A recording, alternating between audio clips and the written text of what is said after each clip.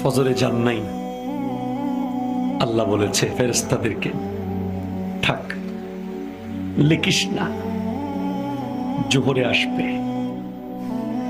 আমার বান্দা তো। আল্লাহ পানি বন্ধ করে দেব? না না না, আমার বান্দা। খানা বন্ধ করে দেব? না না না, আমার বান্দা। আমি না গাফফার?